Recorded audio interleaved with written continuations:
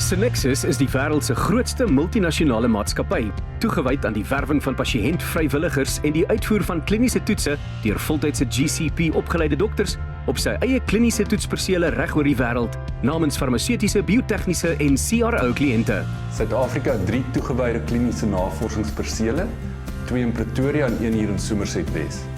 Ons bied 'n vriendelike, ontspanne atmosfeer waar jy die kans kry om te help met die toekoms van jou gesondheid en andersin te verbeter.